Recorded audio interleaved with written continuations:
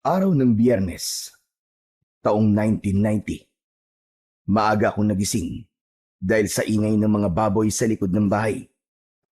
Mabilis akong bumangon nang maalala kong yun pala ang araw na kailangan namin maghatid ng mga baboy sa isang baryo na tawagin na lamang nating Baryo Santo Cristo. Antok na antok pa ako ng mga oras na yon, pero kailangan kong tulungan ang tatay ko. 5 malalaking baboy kasi ang ihahatid namin. Paglabas ko ng bahay, nakita ko si tatay na nililinisan na ang mga alaga namin. Naroon na rin ang truck na ginagamit namin sa paghatid. Tay, ang aga niyo naman po yatang gumising. Oo, kailangan kasing paliguan at linisan ng mga baboy na i-deliver natin eh. Lalo na't alam mo, malaki ang bayad nila kumpara sa bentahan ng mga buyer dito sa atin. Talaga po? Bakit naman po kaya, tay? Baka naman po manloloko yung nakausap niyo ah. Yung kunwari magpapadeliver tapos hindi naman po pala kukunin. Hindi anak, totoong tao yung kausap ko. Ikaw talaga oo. Kaya aga-aga negatibo agad ang iniisip mo. Malas sa negosyo ang ganyan anak. Sorry po, tay. Hindi lang po kasi ako makapaniwala na may taong bibili na mas mataas pa sa presyo sa palengke. Masyado naman po yatang galante yung customer natin, tay. Ako man anak, nagulat din sa alok niya. Pero sabi kasi nung nakausap ko, ang gusto daw niya ay mga buhay na baboy. Tapos ihahatid mismo sa baryo nila. Nahirapan daw kasi silang maghanap ng seller eh.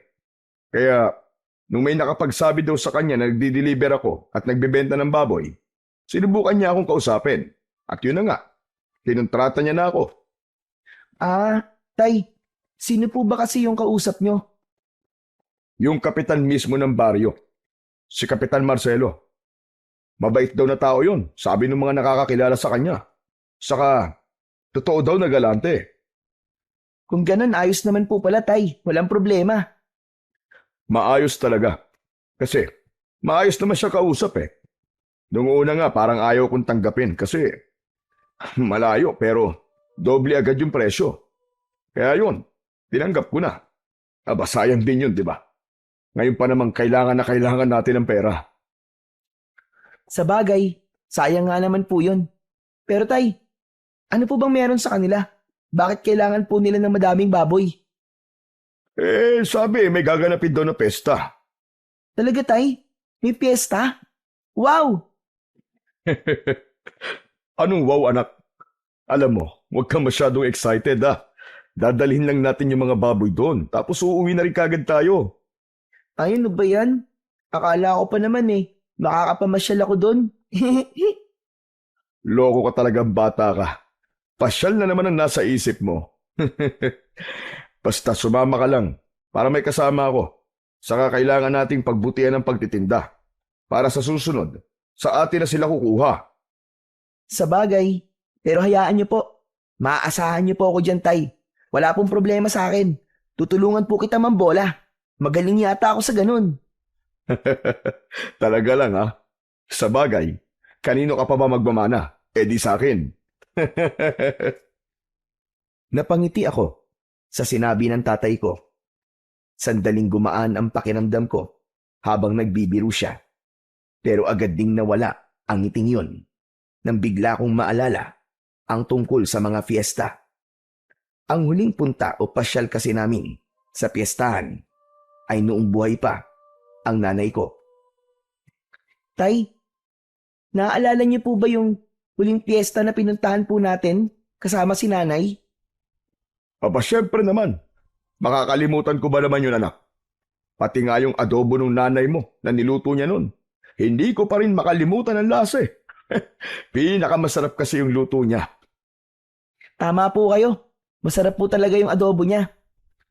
Kailan po kaya ulit tayo makakatikim ng ganong kasarap na adobo, no? Ay nako, yan ang hindi ko alam anak. Pero malay mo isang araw, may makagaya din ng recipe ng nanay mo. Naku tay, wala po siguro. Siya lang naman po nakakaalam ng recipe. Kaya sigurado akong walang makakagaya nun. Sa bagay, o siya tama na ang daldal. Kailangan na nating tapusin to para makabiyahe na tayo. Pagkasabi ni tatay nun, sabay na kaming kumilos. Ako naman, kinuha ko yung timba at binuhusan ng tubig ang kulungan. Si tatay naman, abala sa pagtatanggal ng mga putik sa katawan ng mga baboy gamit ang lumang brush at sabon. Habang sinasabon niya ang isa sa mga alaga, napansin kong napapangiti siya paminsan-minsan. Marahan niyang hinahaplos ang ulo ng baboy at kinakausap. O ayan, ayos! Malilinis na kayo. Dapat maganda kayong tignan pagdating natin doon, ha? Tahimik lang akong nakamasid sa kanya. Hindi ko maiwasang humanga sa paraan ng pagtrato niya sa mga hayop. Sa mga mata niya, hindi lang basta kabuhayan ang mga ito, kundi parang bahagi na ng pamilya. Pasensya na kayo, ha? Kailangan na namin kayong ibenta ni Daniel, eh. Huwag kayong magulo doon, Oying, ha? Magpapakabait kayo, ha? Natawa ako. Si tatay, talagang binibigyan niya ng pangalan yung mga baboy namin para daw hindi nakakabagot alagaan. Si Oying ang pinakapaborito niya kasi mabait daw. Nang matapos naming paliguan ng mga baboy, pinagtulungan na naming dalawa na dalhin ng mga ito sa truck. Nang maisakay na namin ng mga ito, napansin kong napabuntong hininga si tatay. Sumandal siya sandali sa truck. Ay, nako! Abibigat nyo! Dito palang pinagpapawisan na ako, eh. Pero ayos lang. Malaki-laking pera naman ang kapalit kapag naibenta na kayo. Napakamot siya sa ulo, sabay buntong hininga. Tay, pag nakuha niyo na po yung bayad, ano pong gagawin niyo sa pera? Aba, syempre. Pambayad muna sa utang natin kay Aling Deli. Tapos, pabumuhunan ulit para sa mga susunod nating baboy. Bibili rin tayo ng bagong damit, saka masarap na pagkain. At kung may matitira pa, idadagdag ko sa ipon natin para sa pag-aaral mo. Wala na naman po matitira para sa inyo, tay. Lahat na lang po napupunta po sa akin at sa pag-aaral ko. Naku, ayos lang yun, anak. Mas importante na makapag-aral ka. Hindi habang buhay na nandito lang tayo sa babuyan. Gusto kong makita kang magtapos. Para kahit papano, may marating kang mas maganda kaysa sa ganitong klase ng buhay. Napayuko ako at napangiti. Hindi man madalas na magpakita ng lambing si tatay. Ramdam ko sa bawat salita niya ang pagmamahal at grabing sakripisyo niya para sa akin. Pero maya-maya pa ay may bigla akong naalala. Tay, akala ko po ba bibili po kayo ng bago nating TV, yung colored po? Ay, oo nga pala, no? O sige, dahil may extra tayong kita ngayon, baka mabili na rin natin yon. Pwede na nating mapanood ng malinaw yung mga palabas sa gabi. Pero kung gusto mo, wag na muna yung bagong damit, ha? Para may dagdag budget tayo. Ayos lang po, tay. Mas gusto ko nga po yun, eh. Para kapag may balita, hindi na po tayo nakikinig lang sa radyo. Tsaka gusto ko pong mapanood ulit si Dolphy. O sige, akong bahala doon. O sige na anak, maghanda ka na. Punuin mo yung jug ng tubig at baka maubusan tayo sa daan. Ako naman itatali ko na tong kulungan sa truck para masigurong hindi makakalabas ang mga baboy. Baka mamaya makatakas pa. Pera na, naging bato pa. Sige po, tay. Tumakbo ako, papasok sa bahay. Kinuha ko ang jug at pinunuyon ng malamig na tubig. Dinala ko na rin yung mga baon naming tinapay at kape sa garapon. Paglabas ko, nakita ko si tatay na inaayos na ang mga tali ng baboy at tiniyak na matibay ito. Lumapit ako sa kanya at inabutan ko siya ng tinapay. Tay, baka gutom na po kayo. Kain muna tayo bago bumiyahe. Mamaya na lang sa daan, anak. Sayang oras, baka abutan pa tayo ng tanghali sa kalsada. Mas gusto kong makarating kagad tayo bago magtanghalian. Tumango ako. Muling itinago ko ang mga tinapay. Naglakad na si tatay at umakyat sa itaas ng truck. Agad na din akong sumunod. O ano anak, handa ka na ba? Siyempre naman po. Ako pa ba? Inistart na ng tatay ko ang makina ng truck. Umugong ito at dahan-dahan kaming lumabas ng bakuran. Bigla ako napatingin sa bahay namin. Ewan ko ba, pero may kakaibang bigat akong naramdaman sa dibdib. Parang may naririnig ako sa isip ko na nagsasabing bumalik kami at wag nang tumuloy.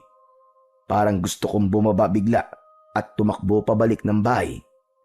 Hindi ko alam kung bakit, pero yung pakiramdam ko ng mga oras na yun, parang yun na ang huling pagkakataon na makikita ko ang bahay namin. Sasabihin ko sana yun kay tatay, pero naduwag ako. Napatitig ako sa mukha niya. Masaya kasi siya. Halatang excited sa kikitain namin. Paglingon ko muli sa bahay, napansin ko ang isang itim na aso sa harap ng bakuran. Nakatayo lang ito roon, nakatingin sa amin. Kakaiba ang itsura niya. Hindi ito mukhang karaniwang aso lang. Mas malaki at ang balahibo nito itim na itim. Mas mukha siyang asong lobo nang titigan kong mabuti. Tay, tinan niyo may aso po sa bahay oh. Biglang tumigil ang truck. Napatingin si tatay sa direksyong sinabi ko. Ha? Anong aso? Nasaan? Ayun po oh. Wala naman akong nakikita, Daniela. Ano bang aso yung sinasabi mo? Wala naman tayong alagang aso, di ba? Opo, wala nga po. Kaya nga po nagtataka ako kung bakit may aso eh. Ayun po oh, nakatitig po siya sa atin. Naglalaway po ang bibig niya tapos, ayun oh, ang pula-pula po ng mga mata niya. Parang... Hindi ko na naituloy ang sasabihin ko sa tatay ko. Bigla kasing umalulong yung aso. Malakas, mahaba, parang may gustong sabihin. Agad na tumayo ang balahibo ko sa batok. Sandali nga. Mukhang namamalikmata ka o namamaligno, anak ka. Teka. May ibibigay ako sa'yo. Sandali lang. May kinuha siya mula sa ilalim ng t-shirt niya.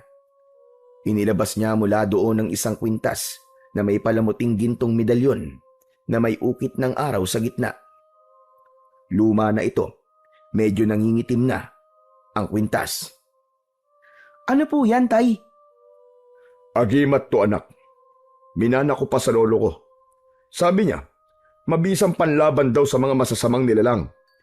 Wow, talaga po? Paano po ginagamit yan? Ewan ko rin, anak eh. Hindi ko pa kasi nasusubukan. Ginagamit ko lang to bilang pampaswerte sa negosyo at sa awa naman ng Diyos, mukhang gumagana naman. Ang ganda po niyan, tay. Pero bakit niyo po binibigay sa akin? Para hindi ka na matakot. Para hindi mo na makita kung ano man yung mga nakikita mong kakaiba.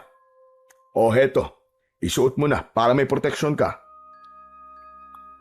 Dahan-dahan niyang isinabit sa leeg ko ang medalyon. Nang dumampi ito sa balat ko, para akong nakuryente ng bagya. Napapikit ako sandali. Pagmulat ko, tumingin ako ulit sa direksyon ng aso. Ngunit wala na ito. Tay! Biglang nawala yung aso.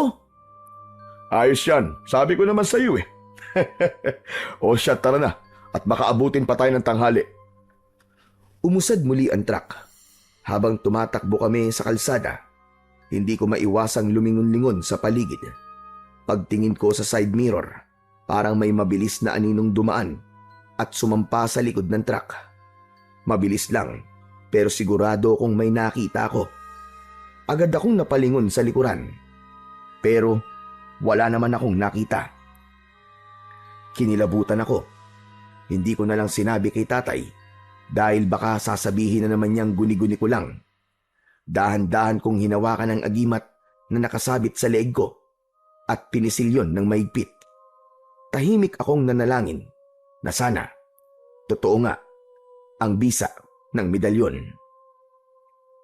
Makalipas ang 2 oras, nakarating na kami sa bayan kung saan namin katatagpuin ang lalaking magtuturo sa amin ng baryo ng Santo Cristo. Pumarada kami sa may gilid ng kalsada. Habang naghihintay kami, may lumapit na lalaking payat, maputla at halos hindi kumukurap. Parang galing sa mahabang sakit o ilang araw na walang tulog. Kayo po ba maghahatid ng baboy? Oo. Ako nga. Si Erning ka ba? Ako nga po. Ako na po sasama sa inyo sa Santo Cristo. Tumango ang tatay ko at binuksan ang pintuan ng truck. Sa tabi ko siya sumakay. Napansin kong nanginginig ng bagya ang mga daliri niya at nang aksidente kong mahawakan ang kamay niya, nanlamig ako. Literal, parang may hinawakan akong yelo. Basa rin ang palad niya pero hindi pawis. Parang tubig na malamig na may kakaibang lagkit. Matagal na po ba kayong taga roon? Aba, oo, matagal na. Malayo pa po ba tayo? Medyo. Mga 1 oras nandun na siguro tayo. Alam mo, mabuti naman at sinundo mo kami ano. Mahirap kasi bumiyahe na malayo tapos hindi mo alam kung saan ang lugar. Walang problema. Si Kapitan mismo nagutos sa akin para sunduin kayo. Masaya siya't pumayag kayo maghatid ng baboy. Matagal na kaya naming inaabangan ng piyesta. Mang Erning, mababait po ba ang mga tao po dun sa lugar nyo? Aba, oo naman. Mababait ang mga tao sa amin. Parang ako. Ganon? Pero parang hindi naman eh. Daniel, wag ganyan na. Sorry po, Tay. Sorry din po, Mang Erning. Natawa lang ang lalaki. Pero kakaiba ang tunog ng tawa niya. Mababa, tapos para siyang nasamid at tumigil sa paghinga. Tumingin siya sa akin. Nandidilat ang kanyang mga mata. Mabait naman talaga ako eh. Pero sabi ng iba, tahimik ako at hindi pala bati sa mga tao. Naku mahiyain ka pala ano? Ngumisi siya, sabay labas ng dila para basain ang labi. Pero may napansin akong kakaiba. Maitim ang dila niya, pati ang mga ngipin niya. Napatingin ako kay tatay. Nagbabaka sakaling napansin din niya yon. Pero wala. Normal lang ang itsura ng tatay ko at parang wala siyang nakita o naramdamang kakaiba. Kampante siya kay Mang Erning. Habang patuloy ang biyahe, hindi na ako mapakali. Si Mang Erning tahimik lang. Pinilit kong alisin sa isip ko ang takot. Baka pagod lang siya o kaya naman ay may sakit lang talaga. Maya-maya ay huminto sa gilid ng daan ang truck. Saglit lang Iingihin na ako Sama ako, Tay. Kanina pa din po ako naiihi eh. O sige, tara na anak. Tumango ako at bumaba. Habang nag-iinat, napatingin ako kay Mang Erning. Hindi siya bumaba. Nakaupo lang siya sa loob ng truck. Nakatingin sa likod kung saan naroon ang mga baboy. Tahimik lang siya. Pero napansin kong gumagalaw ang labi niya. Para bang may binubulong. Tapos ay nakita ko siyang ngumiti habang nakatitig sa mga baboy. Tinapik ko na si tatay. Tay. Wala ka bang napapansin dyan sa sinakay nyo? Ha? Kay Erning? Aba wala naman Bakit ba? Mukhang adik, Tay. Natatakot ako. Labas ng labas yung dila. Daniel, wag kang ganyan. Hindi maganda yung agad kang humuhusga ng tao base lang sa itsura o sa kilos.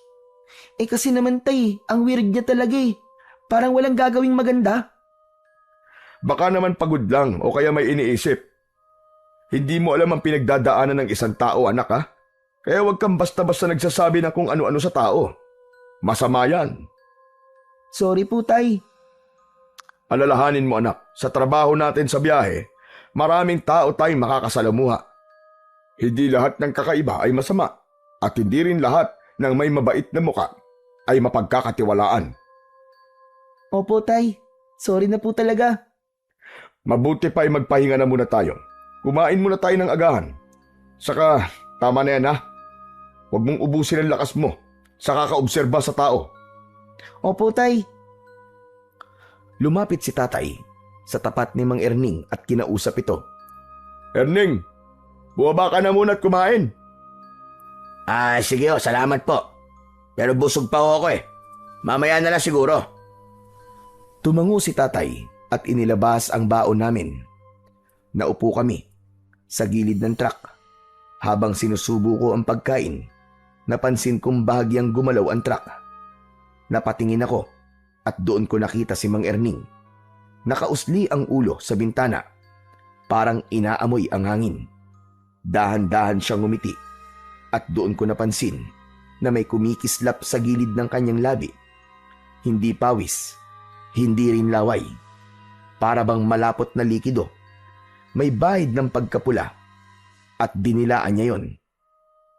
Daniel, wag mo nang iniintindi ang tao. Kumain ka na. Mababa pang biyahe natin. Ilang sandali pa, nang malapit na kaming matapos kumain, narinig naming nag-iingay ang mga baboy sa likod ng truck. Malakas ang ungol nila na para bang may nasasaktan. Nagkatinginan kami ni tatay.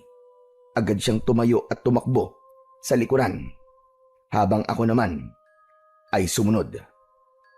Pag-angat ng tolda na paatras ako, isa sa mga baboy ay nakahiga.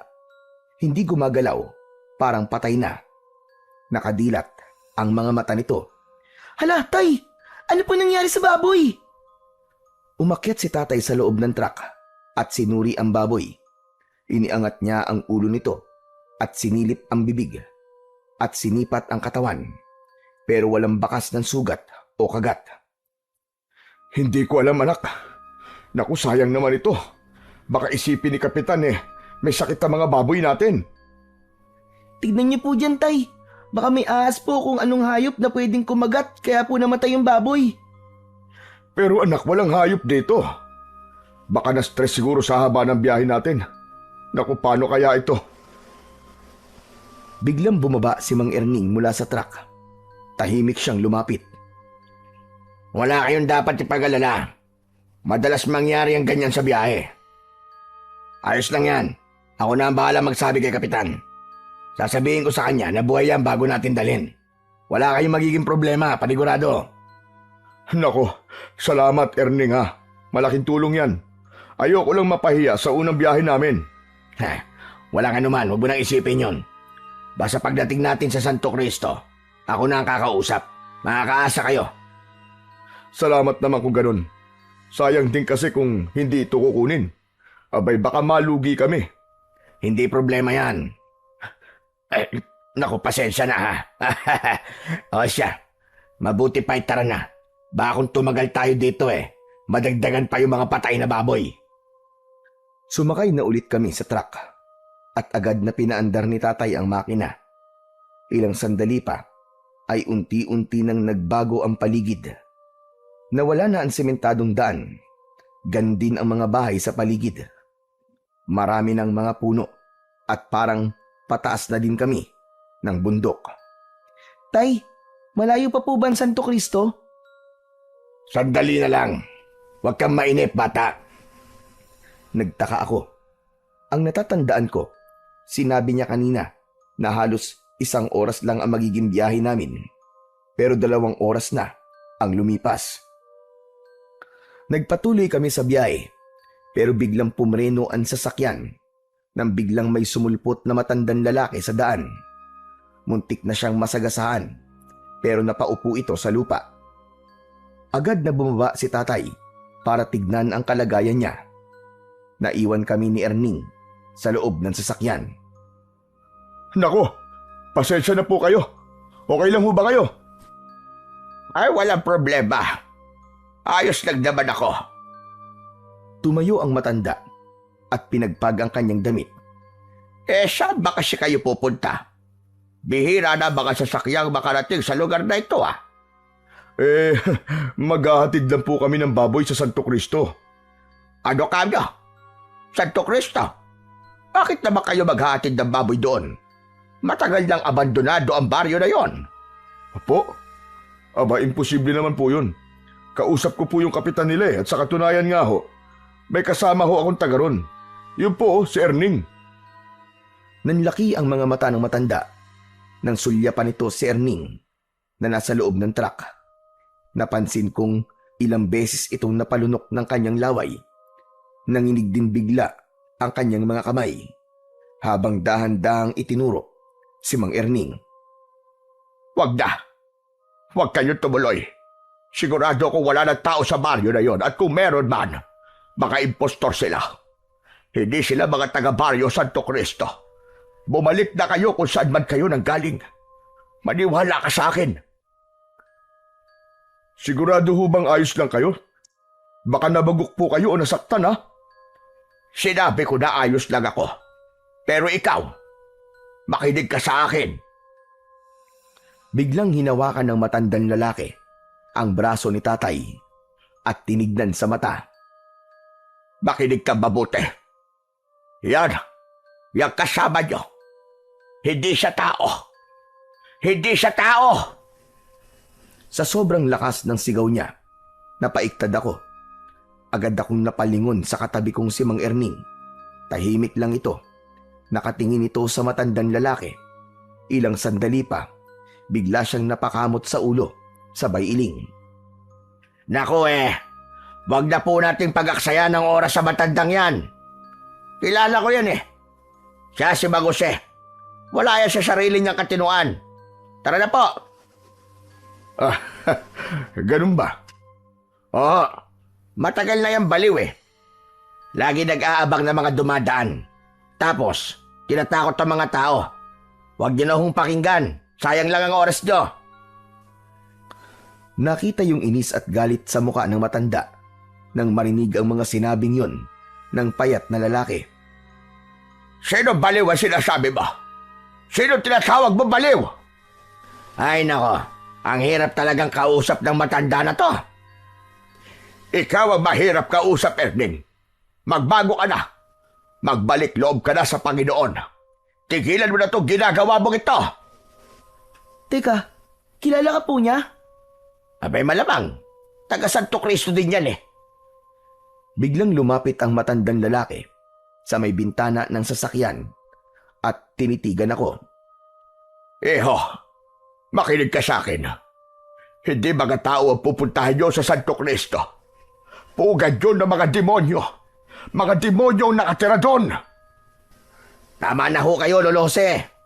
Puro kasinungalingan na lang ang lumalabas sa bibig nyo Paulit-ulit kayo lang sinasabi yan sa lahat ng dumaraan dito. Hindi ako nagsisinungaling. Ikaw nga itong... Ikaw itong matagal nang hindi dapat na nandito.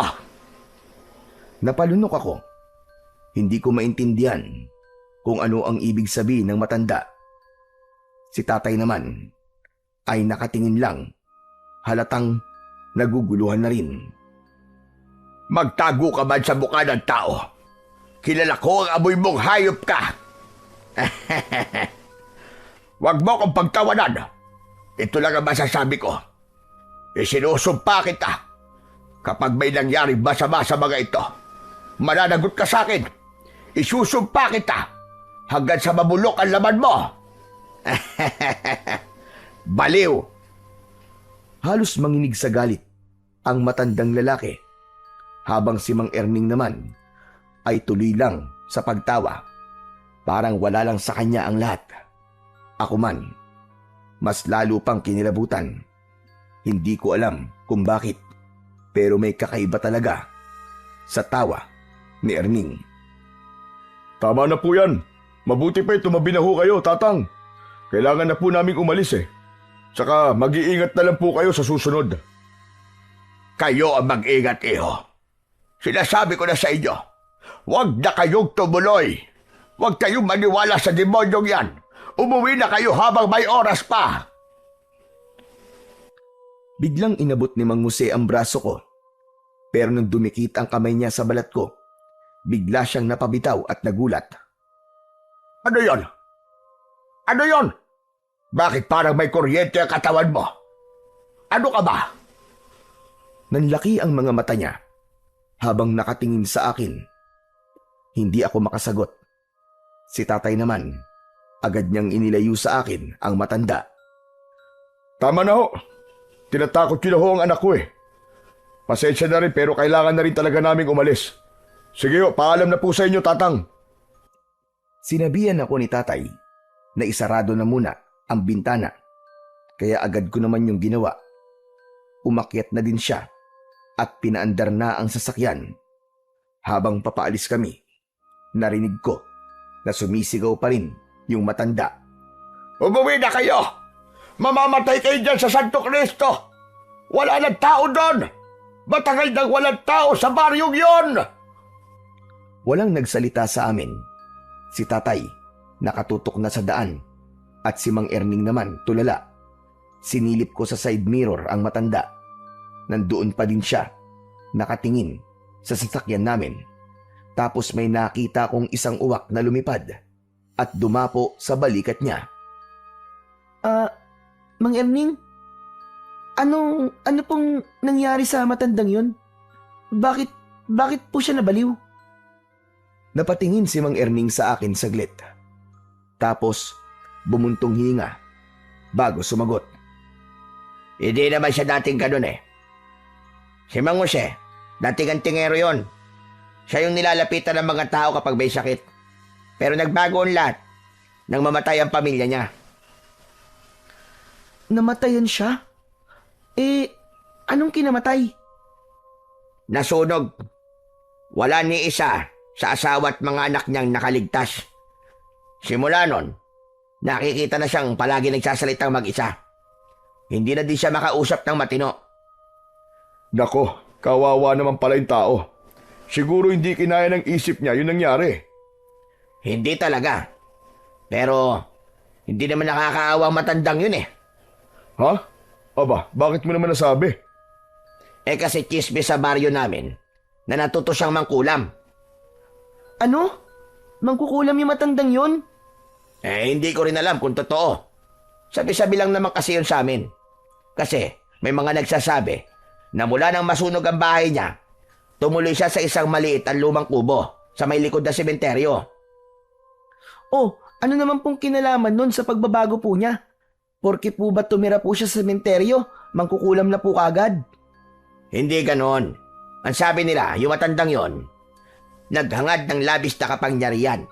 Makalipas ang ilang buwan na inilibing ang asawa niya, hinukay daw niya ito at kinuha ang isang parte ng tuhod ng asawa. Ano? Kinuha ang tuhod? Ang tinutukoy mo ba yung mutya ng tuway-tuway? Yon, nakuha mo. Yun nga ang tawag sa agimat na yon. Tuway-tuway? Isang agimat na galing sa patay na tao? Grabe naman yun. Kawawa naman yung asawa niya, patay na nga, hindi pa pinatahimik. Totoo yan.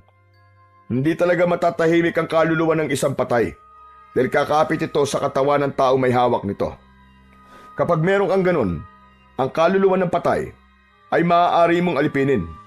Pwede mo siyang utusan, pwede kang humiling, at kung ano-ano pa. Grabe, nakakatakot naman po yun, Tay. Talagang nakakatakot, anak. Ngayon ay naniniwala na ako sa iyo, Erning.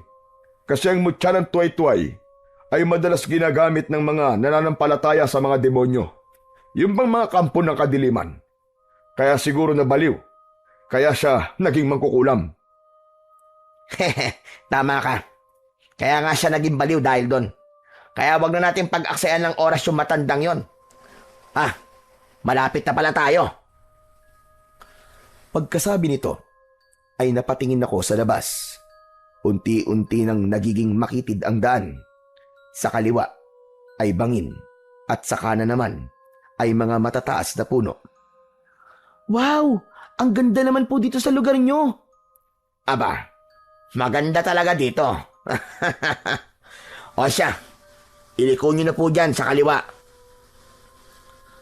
Dahan-dahang nagminor si tatay at iniliko ang sasakyan. Maya-maya pa ay nakita ko na ang mga banderitas na nakasabit sa mga puno. Nakita ko na rin ang karatulang may nakasulat na Santo Cristo. Pagpasok namin sa looban, napansin kong tahimik ang buong lugar. Wala halos tao sa labas. Ang ilang mga bahay na nadaanan namin ay luma at sira na, pero malinis at walang masyadong kalat sa mga bakuran. Tumingin ako sa kanan at nakita ko ang isang matandang babae na nakaupo sa bangko sa tapat ng isang bahay.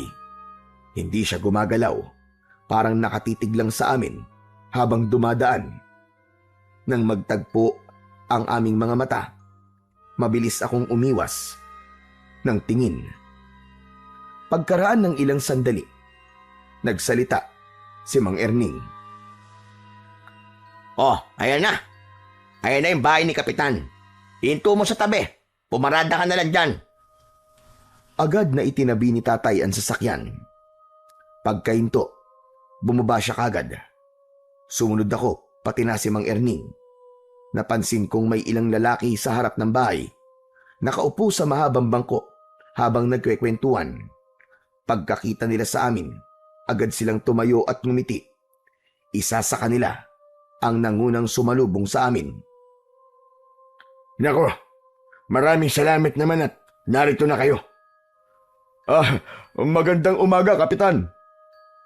Ano, kumusta naging biyahe ninyo? Ayos lang naman po. Pero malayo po pala ito sa inyo, no?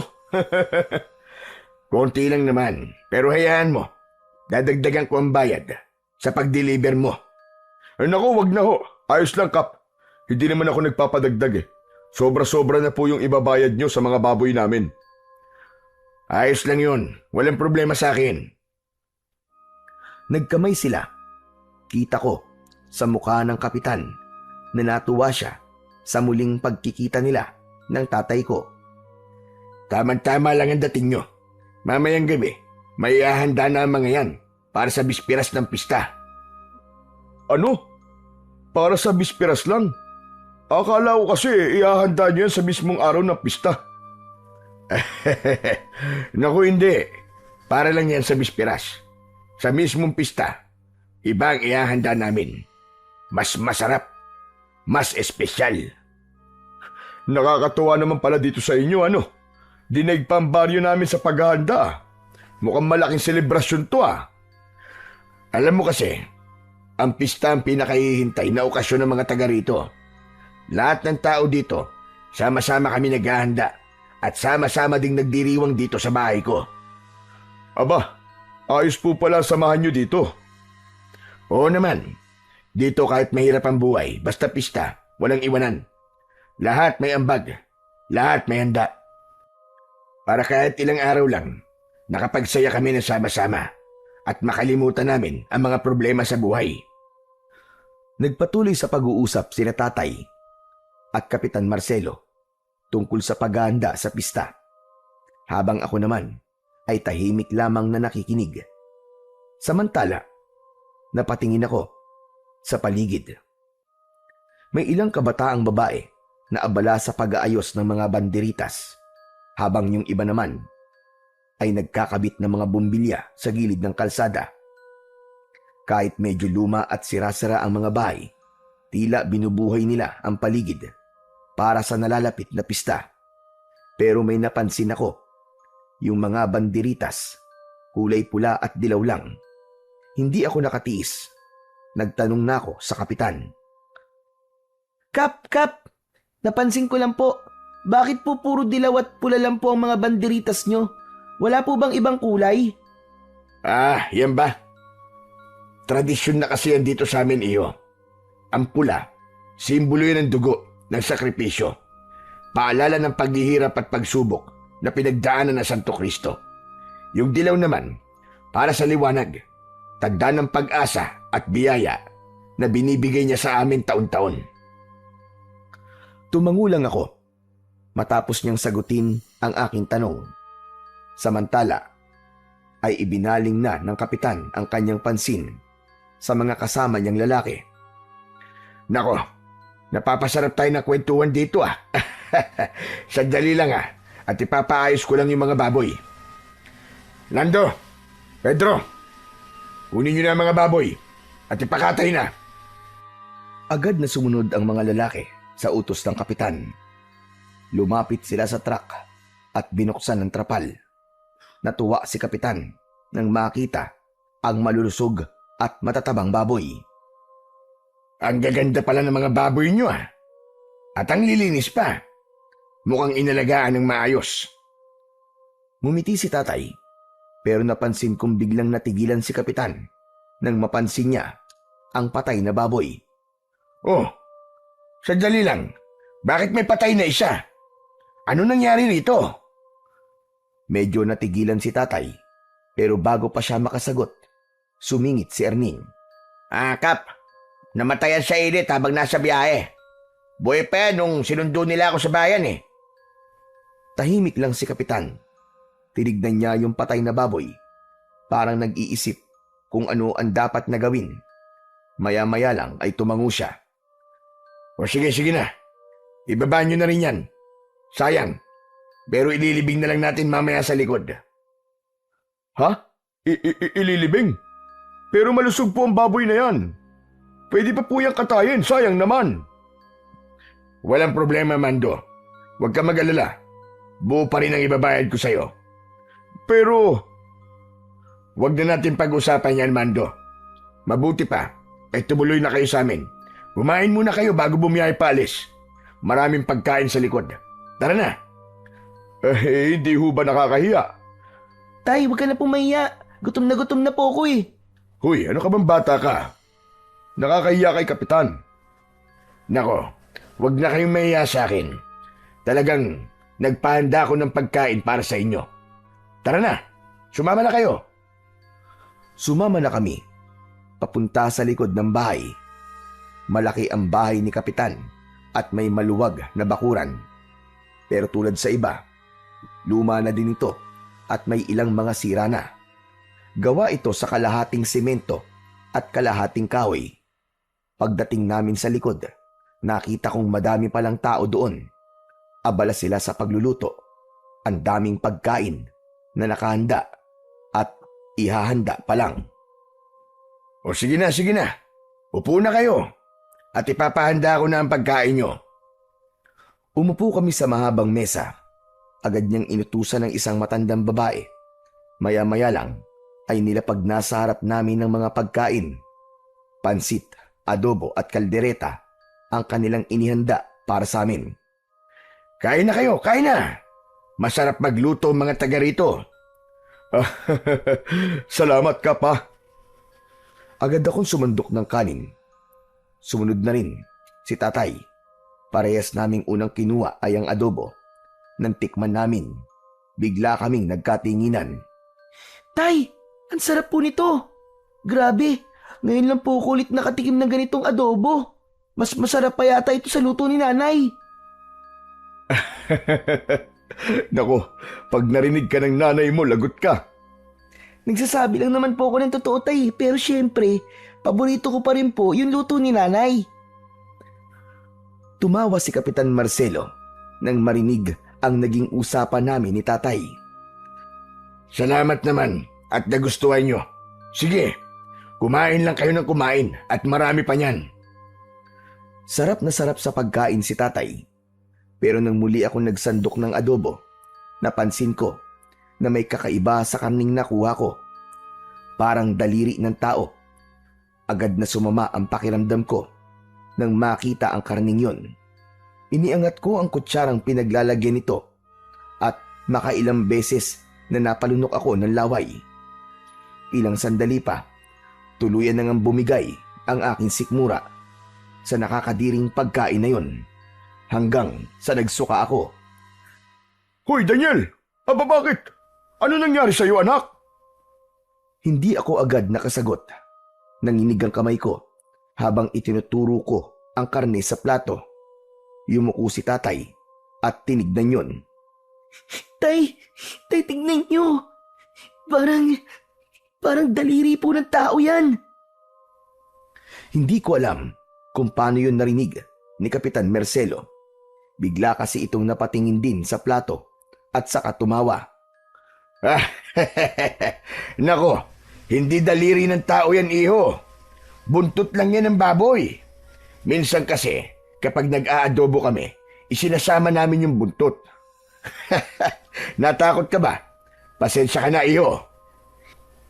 Pero Kap, hindi naman po yan buntot eh. Saglit na natahimik ang lalaki. Kita sa mukha niya ang pagkagulat, pero agad din niyang pinilit na ngumiti. Kinuha niya ang piraso ng karne at iniabot sa tagaluto. Oh, tignan mo nga to. Di ba sabi ko sa inyo, kapag para sa bisita, huwag nang isama ang buntot. Tignan nyo, natakot tuloy yung bata. Ayoko na mauulit ito Napayuko ang tagaluto. Halatang kabado. Paulit-ulit itong humingi ng dispensa, kina kapitan at pati na rin sa amin ni tatay. Hindi ko alam, pero hindi ako kumbinsido sa sinabi ng lalaki. Alam kong hindi yung karne ng baboy at nagtataka naman ako kay tatay kung bakit parang hindi niya nakikita ang mga bagay na nakikita ko. Parang wala lang sa kanya ang lahat. Sarap na sarap pa rin ito sa pagkain.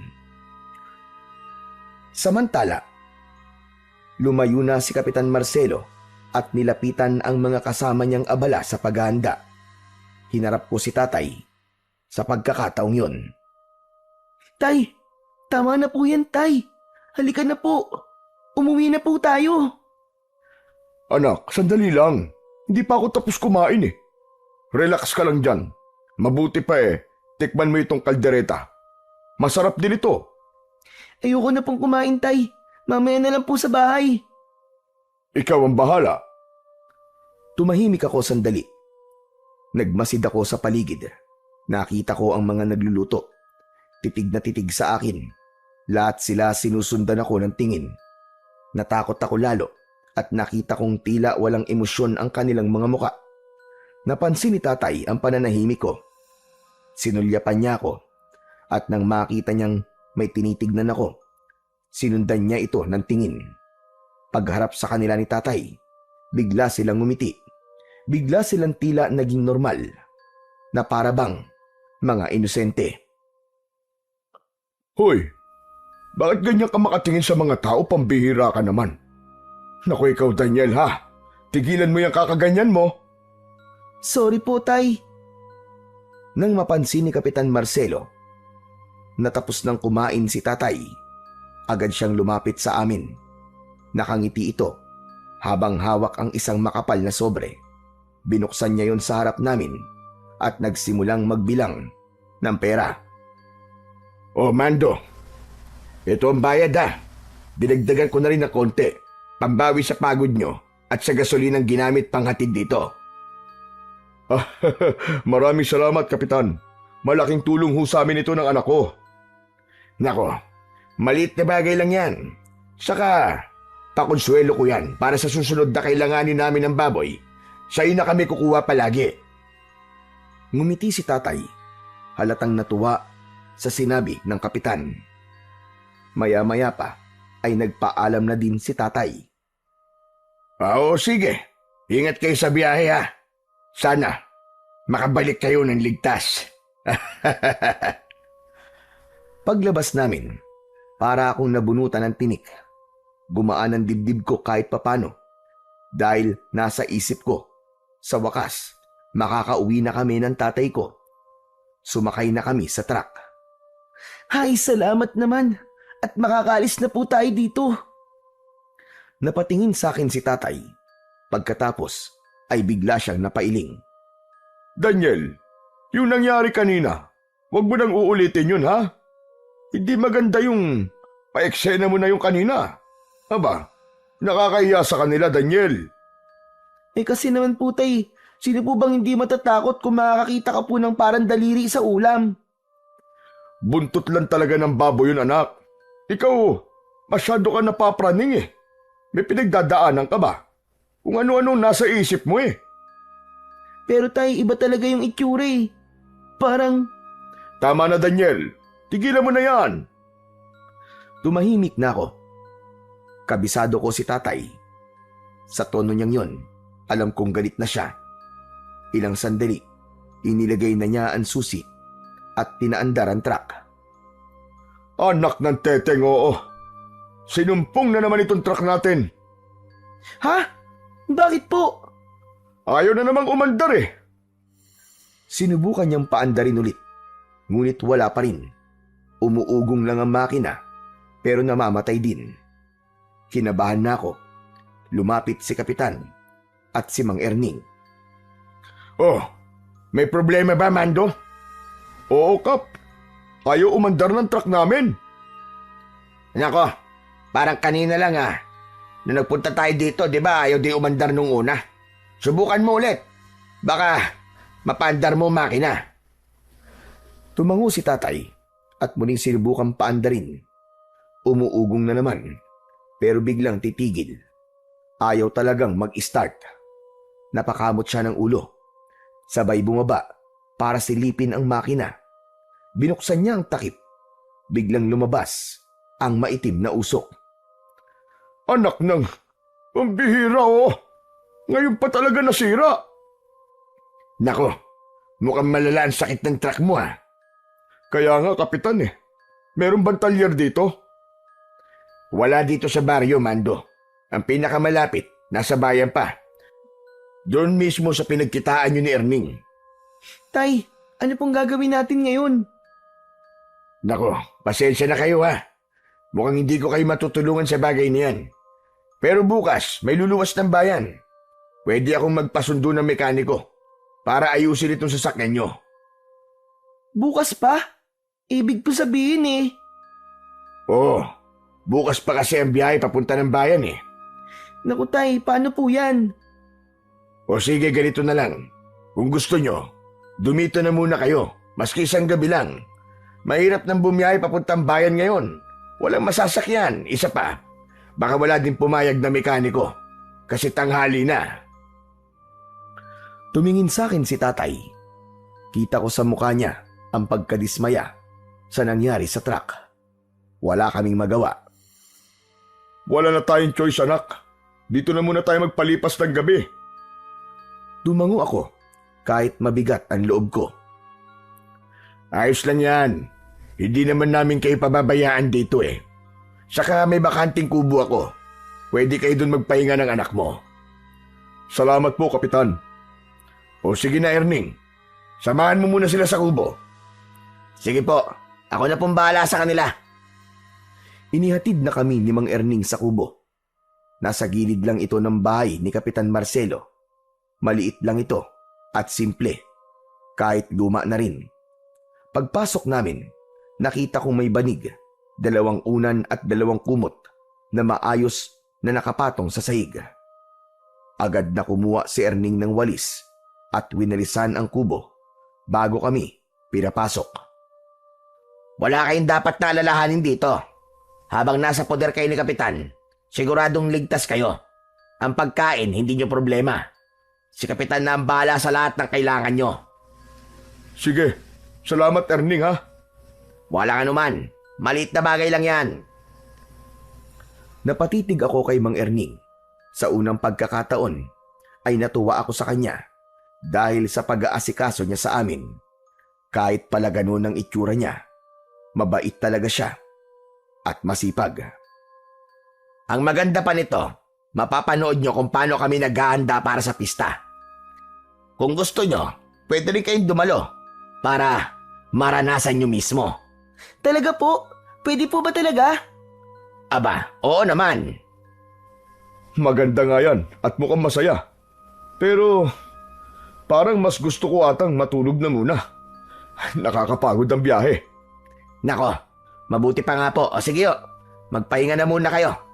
Punta lang ako saglit doon para tumulong. O sige, Erning. Salamat ulit Lumabas na si Erning. Naiwan kami ni tatay sa loob ng kubo. Humiga na kami sa banig. Ilang sandali lang, narinig ko nang humihilik si tatay. Maya-maya pa, naramdaman ko na ang antok. Ipinikit ko ang aking mga mata. Ilang oras ang nakaraan, bigla akong nagising sa tunog ng tambol. Malakas ang tunog, may tono at may ritmo. Masarap yun sa tenga. Napansin kong may nakasindi na lampara at nakasabit ito sa may bintana. Gabi na pala. Tinignan ko ang aking relo at napakunot ang noo ko nang malamang halos 3 oras na din pala kaming natutulog ni tatay. Sinulyapan ko siya. Masarap pa din ang tulog niya. Dahan-dahan akong bumangon. Hindi ko na siya ginising dahil baka napagod talaga siya sa pagdadrive. Muli kong narinig ang malakas na tunog ng tambol. Na-curious ako kung ano ang nangyayari. Kaya naman, dahan-dahan kong binuksan ang pintuan tapos ay lumabas ako ng kubo. Medyo madilim ang paligid. Pero may nakita akong apoy sa gitna ng mga tao. Lumapit ako ron at nakita ko si Mang Erning na nakatayo sa isang tabi. Nilapitan ko siya. Tumabi ako sa kanya. Maya-maya pa ay pumagitna ang mga babae na may suot na maninipis na pulang tela. Ang kanilang mga ulo ay puno ng palamuti at alahas. Ang mga noo nila ay may guhit na 3 linya. Umiikot sila sa apoy. Sumasabay sa tunog ng tambol ang kanilang paggiling. Ano pong ginagawa nila? Hindi ko maintindihan kung ano ang ginagawa nila, kaya napatanong na ako sa aking katabi. Pero hindi siya sumagot. Bigla akong napatingin sa kanya at doon ko nakitang nakatitig siya sa mga babaeng sumasayaw. Walang emosyon ng kanyang muka, kahit hindi ko alam kung natutuwa ba siya o nagagalit. Ang sabi ko po, ano pong ginagawa nila? Bakit po sila sumasayaw? Huwag ka maingay. Nagdarasal sila. Nagdarasal? Kailan pa naging sayaw ang pagdarasal? Hindi siya sumagot nang tumingin ako sa kanya. Napansin kong pinanonood na naman niya ang mga sumasayaw. Maya-maya pa ay nagsalita na ang mga babae. Totoo nga, nagdarasal sila pero hindi ko maintindihan kung ano ang sinasabi nila. Ibang lengguwahe kasi ang gamit. Ilang sandali pa, may lumapit na 3 lalaki kay Erning. May ibinulong sila dito. Umalis sila. Naiwan ako sa bulwagan. Nanood pa ako ng konti pero nang nainip ako, nagdesisyon na akong bumalik sa kubo. Naglakad na ako pabalik ng kubo. Samantala, naabutan ko pa si tatay sa loob. Nilapitan ko siya at niyugyug. Tay, gising na po kayo. Umungol lang siya pero hindi dumilat. Sinubukan kong muli siyang yugyugin ng mas malakas pero wala pa rin. Kinabahan na ako ng mga sandaling yon. Hindi kasi ganon si tatay. Madali lang siyang gisingin maski pagod na pagod. Tay, ayos lang po ba kayo? Tay! Biglang may kumatok sa pinto. Agad kong binuksan ang pinto. Umaasang si kapitan ito o kaya naman ay si Mang Erning. Pero ibang taong nasa labas. Sinabi nilang ipinatatawag daw kami ni kapitan para kumain. Sige po, susunod na lang po kami. Tulog pa po kasi si tatay eh. Maya-maya pa ay nakarinig ako ng mga yabag at tunog na para bang may hinihila sa lupa. Tumigil ako sa aking ginagawa at dahan-dahang lumapit sa may bintana. Sumilip ako mula roon at doon ko nakita ang ilang kalalakian na may kinakaladkad na tao. Doon sila papunta sa kakawyan. Agad akong lumabas ng bahay at sinundan ng mga yon. Malakas kasi ang kutob kong parang kilala ko kung sino ang taong hinihila nila. Maingat ang mga hakbang ko at iniwasan kong gumawa ng kahit na anong ingay. Nagtago din ako sa mga puno para hindi ako makita. Maya-maya pa'y huminto sila. Nakita ko si Mang Erning na duguan at maraming sugat ang katawan. Doon ko lang nakita na kasama din pala si Kapitan Marcelo. Tama na po. Tama na, hindi ko sinasadya. Tama na po. Hindi sinasadya. Siraulo ka pala eh. Kailan ko inutos sa'yo? Napakialaman mo mga baboy na yon. Alam mo, kanina pa talaga ako nagtitimpi sa yung hayop ka. Hindi lang kita masaktan dahil doon sa 2 na yon. Tama na. Hindi ko na uulitin. Tama na po. Huwag niyo na po akong saktan, Kapitan. Parang awa niyo na. Alam mo ang batas ko, Erning. Kamatayan. Yan ang parusa sa mga lumalabag sa akin. Nauhaw lang naman po ko sa dugo eh.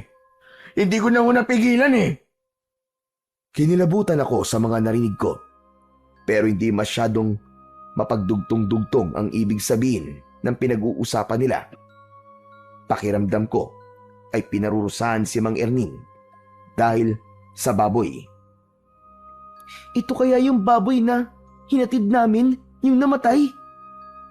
Napatanong ako sa isip ko habang pinagmamasdan sila. Hindi ko maintindihan kung bakit meron akong naririnig na nauuhaw ng dugo.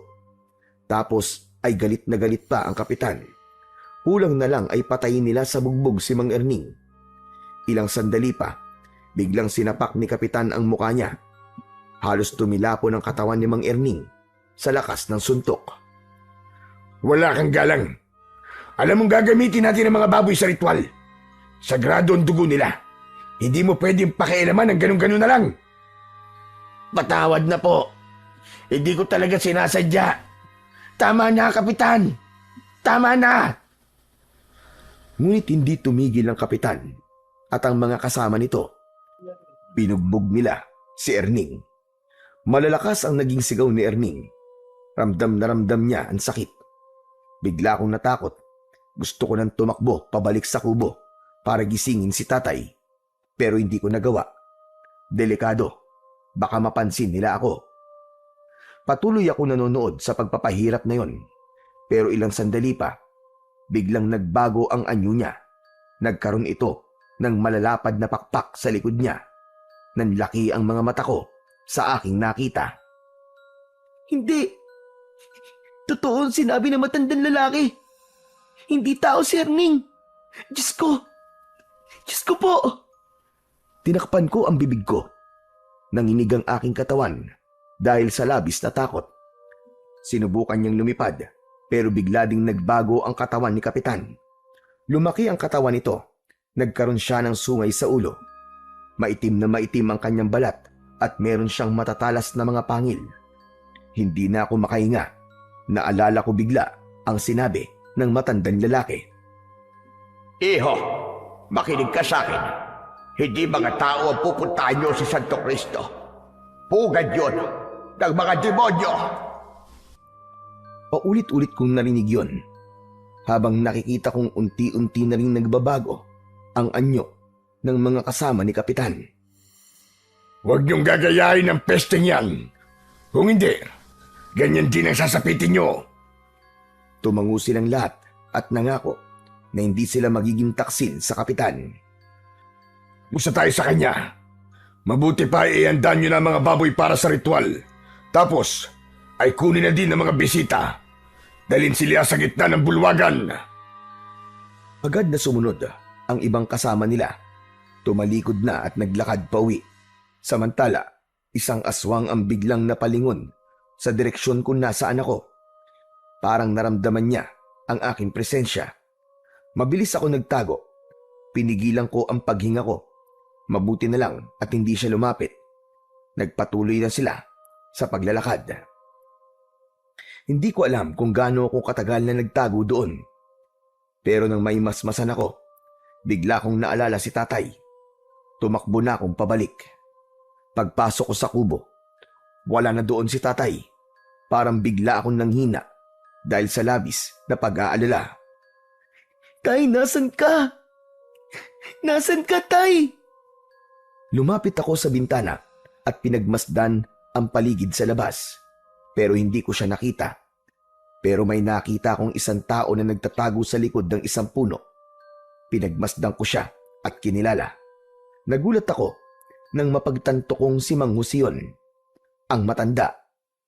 Nakita niyang tinitignan ko siya. Agad siyang sumenyas sa akin at lumapit. Kaya naman, mabilis akong lumabas ng kubo. Bilisan mo, habang wala pa sila. Kailangan natin makatakas dito. Po, makatakas? Itatakas niyo po ako? Oo, kaya bilisan mo. Tara na. Hindi po pwede. Nawawala po ang tatay ko. Kailangan ko po siyang hanapin. Kailangan ko po siguraduhin na ligtas siya. Sarili mo muna ang isipin mo ngayon, bata. Malalakas sa mga aswag dito. Tara na, bago pa mahuli ang lahat. Salamat po.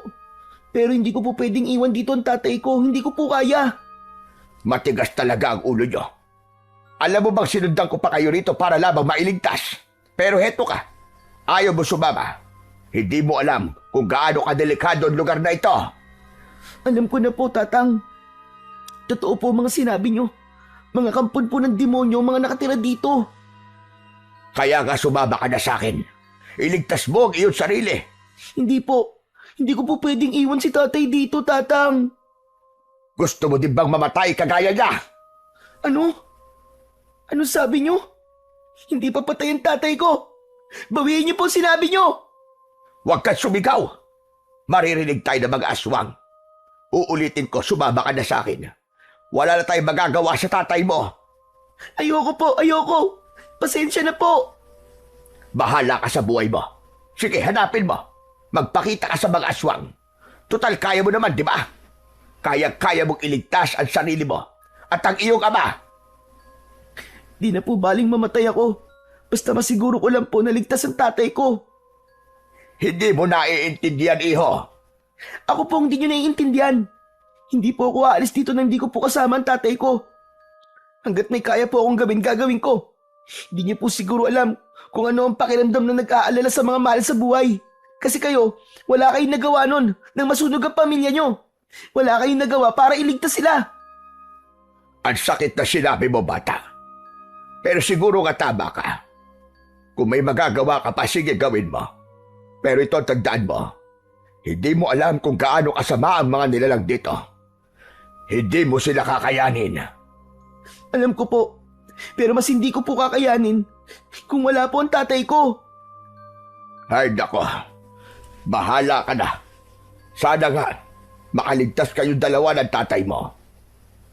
Ilang sandali pa, tumalikod na siya at nagsimulang maglakad palayo. Nang makaalis na si Mang Jose, bumalik ako sa kubo. Naghanap ako ng mga gamit doon na maaaring gawin sandata. Pero wala. Kinapa ko ang medalyon. Bumulong ako ng isang panalangin na sana iligtas niya kami ng tatay ko. Buong puso kong hinalikan at hinaplos ang medalyon. Umaasa ako na tutuparin niya ang hiling ko. Hindi nagtagal, may narinig akong mga mabibigat na yabag sa labas ng kubo. Bago pa ako makapagtago, bumukas ang pinto. 5 lalaki ang pumasok. Agad nila akong hinawakan sa magkabilaan kong braso. Bitiwan niyo ako! Ano ginagawa niyo? Saan niyo ako dadalhin? Bitiwan niyo ako! Wala akong nagawa. Agad nila akong ginapos ng lubid. Sinubukan kong magpamiglas, pero mas lalo lang nilang hinigpitan ang tali. Huwag ka nang sumigaw, bata. Huwag mo nang sayangin ang lakas mo. Dahil wala naman makakarinig sa'yo dito. Kapitan! Hayop ka! Hayop ka! Demonyo ka! Tigilan mo yan. Kundi, puputulan kita ng dila. Bigla ako natahimik sa sinabi niya. Ilang saglit pa ay inutusan niya ang mga lalaki na dalhin ako sa gitna ng bakura niya. Pagdating namin doon, sinalubong kami ng tingin ng mga tao. Dinala nila ako sa gitna at pasalampak na pinaupo sa lupa. May mga lalaking naroon din sa gitna. May hawak silang malalapad at matatalim na itak. Nangingintab sa langis ang mga katawan nito. Sumunod si Kapitan Marcelo sa gitna. Tinitigan niya ako pati na ang mga lalaki na may hawak na itak. Tapos bigla siyang ngumisi at muli niya akong hinarap. Ano, kumusta bata? Nagugustuhan mo na ba ang aming pista? Hindi ako sumagot. Yumuko lang ako. Pero nanginginig pa rin ang mga kamay ko. Natatakot ka na ba, ha bata? Ano bang gagawin niyo sa akin? Gusto mo ba talagang malaman? Bigla siyang lumapit sa akin at bahagyang yumuko. Idinikit niya ang mukha niya sa akin. Halos magkadikit na ang mga ilong namin. Tapos dahan-dahang bumaba sa leeg ko ang kanyang muka at dahan-dahan yung inamoy. Gusto ko siyang pigilan sa ginagawa niya pero hindi ko magawa dahil nakatali ako. Nang magsawa siya, tumayo na siya ng diretsyo. Nakita kong muli siyang ngumisi at ang mga mata niya ay naging malikot. Napansin ko ding nagpula siya ng laway sa kanyang bibig. Totoo nga sinabi ni Erning. Mabango ang amoy ng iyong dugo. Ano? Kaya pala, hindi siya nakapagpigil. Hinawakan niya ang mukha ko at tinitigan ako sa mata. Parang gusto niyang subukin kung hanggang saan ang tapang ko. Pinakita niya sa akin ang matutulis niyang pangil. Bigla ring kumulubot at pumangit ang kanyang muka. Huwag kang mag-alala, Daniel. Hindi ko gagawin ang anumang nasa isip ko. Hindi pa ngayon ang oras. Hindi pa ngayon. Huminga siya ng malalim at umalis ng dahan-dahan. Iniwan ako sa gitna kasama ang mga lalaki.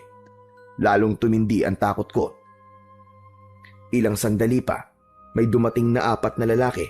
Buwat nila ang isang nakataling baboy. Buhay pa ito. Umiiyak ng malakas. Pinahiga nila ito sa lamesang malapit sa apoy. Simulan na ang paghahandog ng dugo sa ating puon. Napatingin ako sa mga lalaking nasa gitna. May isa sa kanila na isinausaw sa langis ang hawak niyang itak at pagkatapos ay ipinatong yun sa nagbabagang kahoy. Nang mamula ang talim nun, mabilis na itinaas yun ng lalaki at itinusok yun sa leeg ng hayop.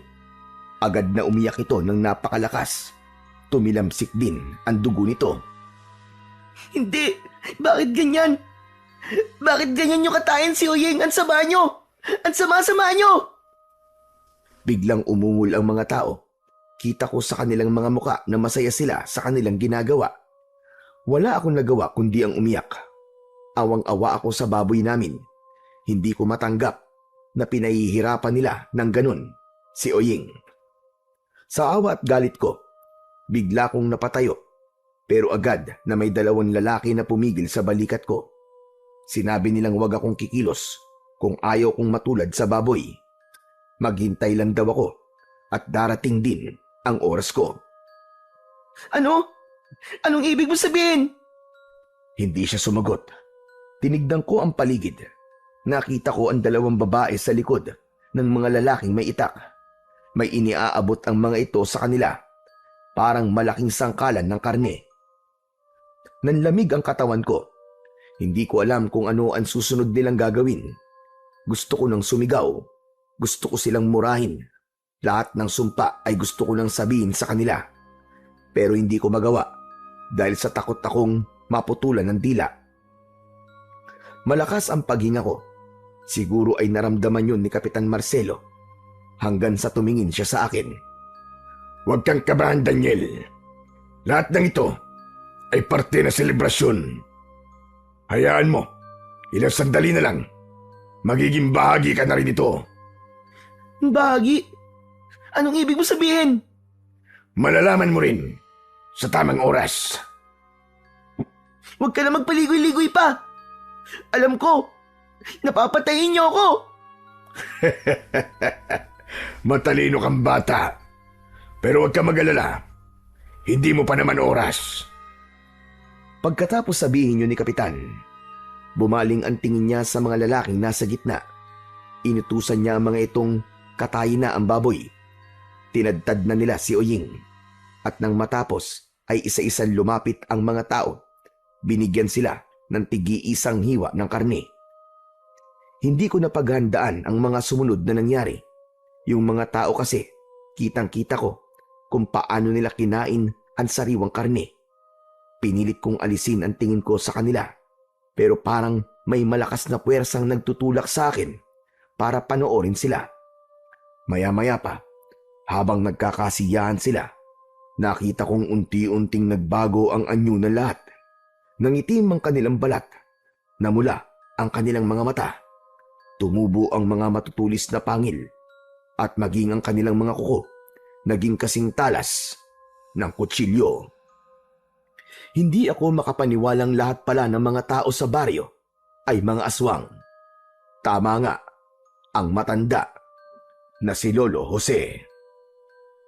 Maya-maya pa ay umalingaw-ngaw ang malakas na boses ni Kapitan Marcelo. Mga kasama, makinig kayong lahat. Bukas na ang araw ng pista. At alam niyo na kung ano ang gagawin, hindi ba? Yung mga bisita natin, huwag niyong hahayaang makalabas. Nagkakaintindihan ba tayo? Sabay-sabay na sumang-ayon ang lahat. Samantala, Nang matapos ang kanilang pagtitipon, muling lumapit sa akin si Kapitan. Tumitig siya ng matagal, tapos ay ngumiti ng bahagya. Mabuti pa ay magpahinga ka na muna. Mga kasama, ihatid uli ito sa kubo. Agad akong kinaladkad ng dalawang lalaki. Hindi na ako kumontra at hindi na rin ako lumaban. Nakita kong nakasunod siya sa akin. At nang maihatid ako sa mismong kubo, agad ko siyang tinanong. Nasaan ang tatay ko? Sabihin mo, nasaan ang tatay ko? Hindi sumagot ang lalaki. Bagkus ay tinignan lang niya ako ng tahimik. Wala akong nakitang reaksyon sa kanyang muka. Saan mo siya dinala? Anong ginawa mo sa kanya? Sumagot ka! Sumagot naman kayo! Nasaan ang tatay ko? Huwag ka nang sumigaw, bata. Sayang lang ang boses mo. Walang makakarinig sa'yo rito. Hindi! Pakawalan niyo ako! Bitiwan niyo ako! Bitiwan niyo ako! Kinabig ko ang isang lalaking nakahawak sa akin. Nagulat siya at agad na napabitiw. Pakawalan niyo ako! Hanapin ko ang tatay ko! Mga walang iya kayo! Nagsisisigaw ako habang kanilang kinakaladkad. Paulit-ulit kong tinatawag si tatay. Umaasang maririnig niya ako pero wala. Pagdating namin sa kubo, maras nila akong itinulak paloob. Tumama ang aking tuhod sa matigas na sahig. Pero hindi ko ininda ang sakit. Ilang sandali pa, sinarado nila ang pinto. Sinundan yon ng kalansing ng bakal. Doon ko napagtanto na nilagyan nila ng kadena at padlock ang kubo. Agad akong umiyak. Nanginginig din dahil sa takot at pag-aalala sa aking tatay. Ayokong isipin na may masamang nangyari sa kanya. Hindi pa ako handang mawalan ng tatay. Pinilit kong ipikit ang aking mga mata. Pero sa tuwing ginagawa ko yun, bumabalik lang sa isip ko ang itsura ni Uying nung sinaksak siya ng nagbabagang itak. Sinubukan kong kalasin ng tali sa mga kamay ko. Ginamit ko ang tuhod at ngipin ko para makawala, pero sobrang higpit. Lalo lang nagdugo ang pulso ko sa kakapilit. Hindi ako pwedeng manatili dito. Hindi ako pwedeng mamatay dito. Sinubukan kong sumigaw, umaasang baka sakali nariyan pa sa paligid si Mang Jose at maawa sa akin sa kabila ng pagbabaliwala ko sa kanya. Tulong! Tulungan niyo ako! Halos mamaos na ako sa kakasigaw, pero wala pa din. Unti-unti na akong nawalan ng pag-asa ng mga oras na yon, hanggang sa bigla akong natigilan. May naamoy akong kakaiba. Mabaho, parang amoy ng nabubulok na karne. Malansa ito at nakakasuka. Napatingin ako sa pinto. Sa siwang ng ilalim nito, may nakita akong parang usok. Itim yun at parang gumagapang. Unti-unti yung pumasok sa loob ng kubo. Nanlaki ang mga mata ko sa takot. Tapos ilang sandali pa, nang tuluyan itong makapasok, nagbago ito ng anyo. Ang usok ay unti-unting naging tao hanggang sa mabuo ang muka. Mang Erning? Mang Erning, paano ka nabuhay? Ngumiti siya at pinakita sa akin ang sugat sa kanyang leeg. Pero bigla siyang sumeryoso nang tila maalala ang sitwasyon namin. Wala na tayong oras para magkwentuhan. Kailangan na nating umalis ngayon. Teka, sandali. Sasama ako sa'yo? Patay ka na eh. Ayoko sumama sa patay. Mukha lang akong bangkay, pero buhay na buhay pa ako. Tignan mo. Pero, Huwag ka na mag-inarte. Ano mang oras ay babalik na sila dito. Pahihirapan ka nila bago patayin. Kaya tara na. pero paano ka nga nabuhay? Ang kulit mo naman bata ka. Oo na, ikikwento ko na. Hindi nila ako tuluyang napatay. Akala lang nila. Ayan, nasagot ko na. Kaya tara na. Sumama ka na. Agad niyang inilapit ang sarili niya sa akin at sinimulang kalagin ng tali sa kamay at paa ko. Agad ako nagpasalamat kay Mang Erning. Wala yon, maliit na bagay lang. Alam mo, kaya ko lang naman nagawa yon dahil gusto kong gumanti sa walang hiyang kapitan na yan. Sobra yung ginawa niya sa akin. Mabuti na lang at tinulungan ako ni... basta. Halika na, dali. Pagkatapos niyang kalaga ng tali, lumapit siya sa bintana at binuksan yun. Nakalimutan pala itong lagyan ng padlock. Maingat niyang tinanggal ang baras na nakasuksok at binuksan ng daan palabas. Bilisan mo, baka maamoy nila tayo. Pero, Wala nang pero-pero, halika na. Sigaw niya, sabay hila sa braso ko. Kung gusto pa mabuhay, sumunod ka sa akin. Agad siyang tumalon palabas. Malakas ang pintig ng puso ko, pero wala na akong mapagpipilian. Lumundag na rin ako. Pagbagsak ko sa lupa, ay agad niya akong sinenyasan na yumuko. Nagtago kami sa mga damo at likod ng mga puno. Biglang tumigil si Mang Erning at nakinig sa paligid. Hindi maaari ito. Hinahabol nila tayo. ano? Napalingon ako. Totoo nga ang sinabi niya. May mga grupo ng aswang ang papunta sa direksyon namin. Mas binilisan pa namin ang aming pagtakbo hanggang sa bigla siyang sumigaw. Dito tayo, tara! Ngunit bago pa man kami makalayo, isang aswang ang mabilis na sumulpot mula sa kanan. Lumipad ito paabante at muntik pa akong makuha. Umalis ka! Takbo! Pero ikaw, paano ka, Mang Erning? Huwag mo akong isipin. Sige na, iligtas mo ang sarili mo. Tumakbo ka na! Lumaban siya sa isang aswang. Sa pagkakataong ito, hindi na ako tumanggi. Mabilis akong kumilos. Mas binilisan ko din ang aking pagtakbo para makatakas. Maya-maya pa ay may narinig akong malakas na pagaspas ng pakpak. Sumiksik ako sa ilalim ng malaking puno. Lumabas ka dyan, Daniel. Alam kong nandito ka lang. Halos hindi ako humihinga dahil sa matinding kaba ko. Pinilit kong huwag lumikha ng ingay. Paikot-ikot sa himpapawid ang aswang. Hindi siya tumitigil sa paghanap sa akin. Maya-maya lang wala na ito. Dahan-dahan ako naglakad pero malapit na ako sa kalsada. Biglang may humawak sa likod ko. Tapos ay bigla niyang tinakpan ang aking bibig para hindi ako makasigaw. Daniel! Daniel, ako to! Tay, buhay ka! Oo, anak, buhay ako. Napaiyak ako sa tuwa at agad siyang niyakap. Akala ko talaga, Tay. Patay ka na. Hindi, anak. Nagising ako nung sundan mo yung mga aswang papunta sa gubat. Tapos, ano nangyari, Tay? Nakita ko din kung ano ang nakita mo, anak. Si Kap Marcelo. Ang lahat ng mga tao dito. Aswang silang lahat. Kaya nga, Tay. Natatakot po ako. Umalis na po tayo rito. Hindi magiging madali ang pagtakas, anak. Sigurado kung may nag-aabang na sa labasan itong baryo. Mas mapapahabak tayo kung magiging padalos-dalos ang kilos natin. Ano pong gagawin natin, Tay? Sumama ka sa akin. May alam akong ligtas na lugar. Dahan-dahang naglakad ang tatay ko. Tahimik naman akong sumunod sa kanya.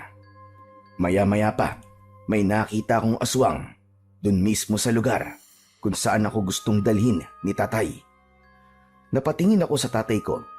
Medyo kinabahan ako sa kinikilos niya at naisip ko pang baka naman nagpapanggap lang ito para mahuli ako. Aatras na sana ako para tumakbo pero may humawak sa kamay ko. Huwag kang tumakbo. Ito ang pinakaligtas na lugar para sa inyo ng tatay mo. Mang Erning? Tama siya. Kaya huwag nang matigas ang ulo mo, bata ka. Mang Jose, nandito ka din? Oo, at nandito kami lahat. Teka. Hindi ko maintindihan. Ano ba nangyayari? Nanlaki ang mga mata ko nang makitang lumalapit ang ilang aswang. Muntik na ako mapatay sa gubat, Daniel. Nakita mo naman yun, di ba? Oo. Ako nagligtas sa kanya. Sa tiyak na kamatayan. Po, paano niyo po yung ginawa, Tay? May alam ako sa panggagamot, anak. Hindi ko na sinasabi sa'yo. At itong si Erning, madali lang naman siya gumaling kasi malakas ang pangangatawan niya. Di lang masyadong halata. Kayo talaga, Mang Mando. Katawan ko na naman ang nakita nyo. Nagbibiro lang naman ako, Erning. Pero malaki po ang pasasalamat ko sa inyo. Utang ko po ang buhay ko sa inyo. Wala yun. Maliit na bagay lang. Teka, sandali. Pero bakit po magkakasama kayo? Kayo po, Mang Jose. Alam niyo po bang nandito si tatay nung inaaya mo akong tumakas? Hindi pa. Wala pa akong ideya kung nasa ng tatay mo doon. Saka ko lang siya nakita nung dinala na ako ng mga kakampi kong aswag dito. Kakamping aswang? Tama ka nang narinig, Daniel. Meron tayong mga kakamping aswang. At sila yung sinasabi ko. Sila yung mga aswang na lihim na kumukontra sa gawain ng kanilang pinuno. Talaga? May mga lihim na rebelde ang kapitan? Oo. At ngayon ko lang nalaman na sila yung lihim na kumikilos para iligtas sa mga taong dinadala ko. Huwag mo na akong pagdudahan. Sa ginawa sa akin ng hayop na yon. Kailanman, hindi na ako kakampi sa kanya. Teka, taga rito din ba sila? Walang taga rito, Daniel. Matagal nang abandonado ang lugar na to. Lumipat lang ang grupo namin dito matapos makausap ni Kap Marcelo at tatay mo. Ano? Sa simula pa lang ay pinagplanuhan na namin kayo dahil ang dugo nyo ang tatapos sa ritual na ginagawa namin. Dugo? Ano namang mapapala niyo sa dugo namin? Espesyal ang inyong dugo. Espesyal? Tay, ano po ba sinasabi niya? Anak, hindi ko pa nasasabi sa'yo. Pero ang dugo kasi natin ay mula sa angka ng mga antingero. Kapag ininom nila yon, magkakaroon sila ng kakaibang lakas at kapangyarihan. At hindi namin hahayaang mangyari yon. Matagal na namin plano na pabagsakin ang hayop na Marcelo na yon. Matagal na kami naghihintay ng oras. At ngayong gabi na yon. Bigla kong naalala ang kwintas na ibinigay sa akin ni tatay. Hinugot ko yun sa loob ng aking damit. Antingero pala tayo, tay. Pero bakit ganun? Wala namang bisa itong binigay niyong medalyon sa akin. Muntik na po akong mapatay ni Kapitan Marcelo. Sandaling natahimik ang lahat. Pero maya-maya pa ay biglang lumapit si Mang Jose at maingat na tinignan ang kwintas na hawak ko. Hindi yan nawala ng bisa, Daniel. Natutulog lang ang kapangyarihan yan. Matagal na kasi hindi napapakain ang dasal. Pwede ko bang bahiram? Medyo nagduda pa ako nun, pero binigay ko din ang medalyon nang makita kong tumango si tatay. Nang hawakan niya yon, bigla siyang nagulat. Muntik pa niyang mabitiwan ang medalyon. Sabi ko na nga ba, tama ako. May tangan kang isang malakas na agimat. Kaya nung unang nagdikit ang ating mga balat ay nakuryente ako. Hindi ako nagkamali na sundan kayo dito.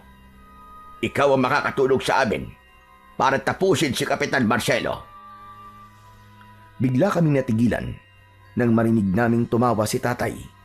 Bigla din siyang tumahimik nang mapansing lahat kami ay nakatingin sa kanya. Pasensya na. Hindi ko lang maiwasan tumawa. Naalala ko kasi nung papunta tayo dito kanina. Napagkamalan ko itong si Mang Jose na isang aswang. Naikwento kasi ni Lolo noon na kapag may tangan kang ganyan at may nadikit sa iyong masamang loob o masamang elemento, masasaktan siya. Hindi naman ako nasaktan.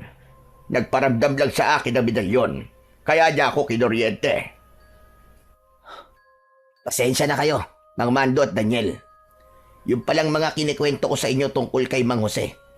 Lahat yun ay kasinungalingan. Liban doon, sa namatayan siya ng mga kapamilya. Hindi siya mangkukulam. Ang totoo niyan ay isa talaga siyang magaling na antingero. Nakilala namin kumakalaban sa grupo namin. Sabi ko na nga, be. Parang may mali kasi sa kwento mo. Oo, Daniel, aminado ako. Gumagawa lang naman ako ng kwento. Ayoko kasing mabulilyaso ang misyon ko nang dalhin ko kayo kay Marcelo. Pero nagbago na ako. Sawa na akong magpaalipid sa kanya. Mabuti at nasa panig ka na ngayon ng tama. At ang misyon natin ay pabagsakin ng tuluyan si Kapitan Marcelo. Tama yan. Sama-sama natin pababagsakin ang paghahari ng aswang na yon. Pagkasabi nun ay pumikit ang matanda at sinimulan niyang bigkasin ng orasyon. Habang ginagawa niya ito, ay nakita kong biglang lumakas ang hangin. Tapos ay biglang nagliwanag ang medalyon. Wow! Ang ganda! Nagliliwanag na po siya, Mang Jose. Tama ka. O eto, isuot mo na. Pwede mo na yung gamitin bilang sandata laban sa mga aswang na katulad ni Marcelo. Maingat kong kinuha ang kwintas at isinuot ko yon sa aking leg. Paglapat na paglapat nito sa aking dibdib, ay may naramdaman akong banayad na kuryente na dumaloy sa aking ugat. Ngayong gising na kapag yariyan ang medalyon, may isa lang sana akong ipapakiusap sa iyo. Ano po yun, Mang Jose? Kung masasama ka sa laban, tandaan mo ito. Tanging mga aswang na may pulang bata lang ang papatayin mo. Sila ang mga kampo ni Marcelo. Pero may kulay asul na bata. Sila ang mga kakampi natin. Sige po, Mang Jose. Tatandaan ko po ang lahat ng yan. Pagkasabi ko nun, ay bigla akong napaigtad nang may maramdaman akong kakaibang init mula sa medalyon. Sinabi ko yon kay Mang Jose. Isang masamang babalayan. Mga kasama, parating na sila. Handa na ba kayo makipaglaban? Oo, Mang Jose. Handa na kami. Kasabay ni Erning ay sumigaw din ng pagsang-ayon ang mga kasama naming aswang. Maya-maya pa ay narinig na namin ang malalakas na alulong ng mga aswang. Meron ding malakas na pagaspas ng pakpak sa itaas. Nagsipaghanda kaming lahat. Ilang sandali pa ay biglang bumulusok pababa si Marcelo. Matikas ang tindig nitong tumayo sa harap namin. Sa wakas, nagkita-kita din tayo mga traidor. Kasabay nito ay nagsidatingan din ang kanyang mga kampon. Agad na nagsimula ang labanan. Nagbanggaan ang dalawang uri ng mga aswang. Parehas silang mababangis. Parehong ipinaglalaban nila ang kanilang mga buhay. Daniel, gamitin mo na ang medalyon mo! Madali ka! Nang marinig ko yon, ay agad kong hinawakan ito. Hindi ko alam kung paano, pero bigla na naman itong nagliwanag. Pumalat ang liwanag sa paligid ko at tumama sa unang aswang na sumugod. Napaatras siya, nagsisisigaw at unti-unting natunaw ang katawan hanggang sa naging abo. Sunod-sunod na sumalakay ang mga aswang sa akin, pero lahat sila hindi umubra sa liwanag ng medalyon. Lahat sila ay namatay. Galit na galit si Kapitan Marcelo nang makita ang aking ginawa. Dahan-dahan akong lumapit sa kanya at nakipagsukatan ng tingin. Maigpit ang hawak ko sa aking medalyon. Wala akong sandatang dala, kundi ang liwanag lang na galing dito. Akala mo ba ay matatalo mo ko, bata? Susubukan ko! Tatalunin kita, Marcelo! Huwag kang masyadong mayabang! Biglang kumilos si Kapitan Marcelo. Mula sa kanyang katawan ay lumabas ang makapal na usok. Itim na itim. Kumalat ito sa paligid. Ang bawat madaanan ng usok, kakampi man o hindi, ay biglang napapahawak sa kanilang dibdib. Bumubula ang bibig at bumabagsak sa lupa. Daniel, mag-iingat ka! Itinaas ko ang medalyon. Mas lumakas ang liwanag nito. Parang gumawa ito ng isang bilog na kalasag na siyang nagtutulak sa usok, palayo sa akin. Walang kwenta ang kapangyarihan mo! Itinaas ng pinuno ng mga aswang ang kanyang mga kamay. Dahil doon ay mas kumapal pa ang itim na usok. Nagsimulang manghina ang ilan sa mga kasama naming aswang. Kahit si Mang Erning ay napasigaw habang tinatakpan ang kanyang muka. Hindi! Hindi maaari ito! Naramdaman ko ang alinlangan sa sarili ko ng mga oras na yon. Parang nawalan ako ng pag-asa. Malakas ang kapangyarihan ng aswang na yon, pero biglang may humawak sa kamay ko. Muli niyang itinaas ang medalyon at saka umusal ng dasal. Napatingin ako sa kanya. Tay! Dalawa tayong makikipagtos sa aswang na yan, anak. Tutulungan kita. Ramdam ko ang init ng kamay ni tatay. Sabay naming hinawakan ng medalyon. Maya-maya pa, lumapit si Mang Jose. Humawak din siya sa medalyon. Tatlong antingero! Laban kay Marcelo! Pagdampi ng kamay ni Mang Jose sa medalyon, biglang lumakas ang liwanag nito. Parang may mainit na hangin na dumaan sa pagitan naming tatlo. Halos hindi ako makahinga ng maayos dahil sa lakas ng enerhiya nito. Sa harap namin ay naroon si Kapitan Marcelo. Nakataas din ng kanyang mga kamay. Pinalalakas pa niya lalo ang usok na lumalabas sa kanyang katawan. Mas kumapal ito at ang usok nito ay medyo tumatagos na sa harang. Kailangan matalo natin ang usok, Daniel. Isentro natin ang liwanag kay Marcelo. Ngayon na! Sabay-sabay naming ibinaba ng bagya ang aming mga kamay at itinuro yun kay Marcelo. Humawak ako ng maigpit sa medalyon, samantalang sina Tatay at Mang Jose naman ay tuloy-tuloy na nagdarasal ng orasyon. Dahan-dahan, may lumabas na gintong liwanag mula sa gitna namin. Tumama yon sa kinaroroonan ni Marcelo. Kumalat ang liwanag at ang usok na galing sa kanya ay nagsimulang humina. Narinig namin siyang sumigaw habang tinatakpan ang mukha niya. Lumakas palalo ang liwanag at unti-unti nitong nilamon ang natitira pang itim na usok. Agad na nagsitakbuhan ang mga kakampi ni Marcelo. Nang mawala na ang liwanag, nakita kong wala na si Marcelo. Wala na rin ang nakakalasong usok nito. Tanging abo na lamang ang naiwan sa lupa. Tapos na! Patay na si Marcelo! Patay na siya! Nanalo tayo, mga kasama! Nang marinig namin ang sigaw ni Mang Jose, nagsigawan din ang mga kasama namin sa tuwa. Si Tatay naman ay napaupo na sa lupa. Agad ko siyang nilapitan. Tay, kumusta po kayo? Ayos lang po ba kayo? Ayos lang ako, anak. Pagod lang ako. Pero masaya ako, anak. Sa wakas, makakauwi na rin tayo. Umupo ako sa tabi niya. Pareho kaming tahimik. Pareho ding hinahabol ang hininga. Ilang sandali pa, lumapit si Mang Jose sa amin. Tapos na ang misyon namin. Salamat sa inyo. Wala kang dapat na ipagpasalamat sa amin, Mang Jose. Dahil kung wala ka, baka hindi namin kinaya ito. Mukhang talagang nakatadhana na magkikita-kita tayo dahil tayong tatlo pala ang makakagapi sa hayop na Marcelo na yon. Tapos na po talaga, no? Wala na pong mga aswang?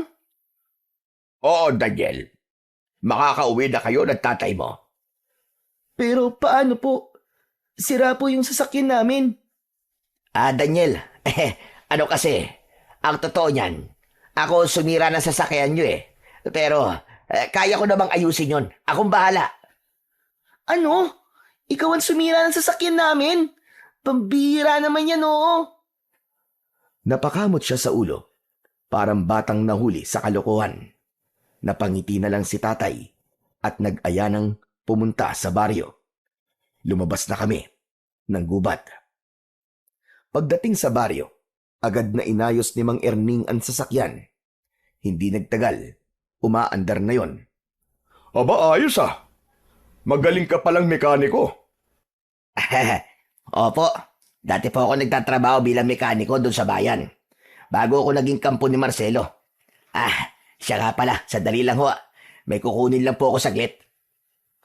Umalis si Erning. Pumasok ito sa bahay na tinuluyan ni Kapitan. Paglabas niya ay may dala na itong isang malaking bag. Ibinigay niya ito sa amin.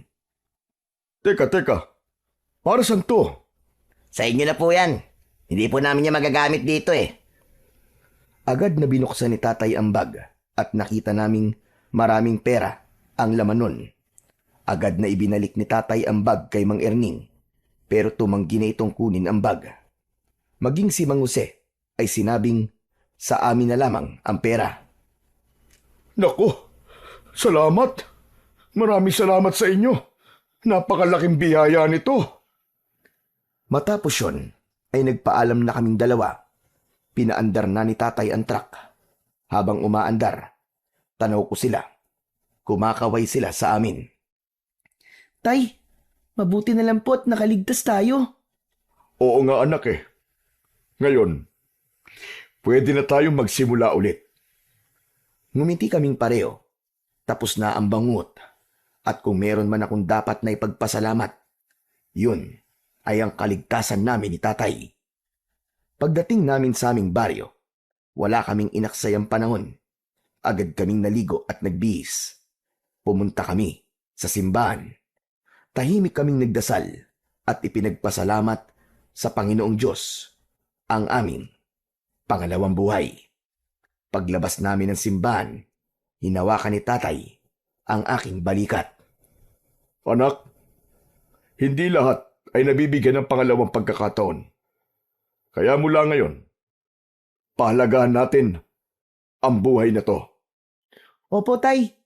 Sadyang mabuti po ang Panginoon sa atin.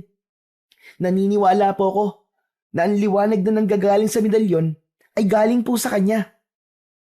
Dahil ang liwanag po na galing sa Panginoon, yun lang po ang kayang-kayang tumalo sa kadiliman.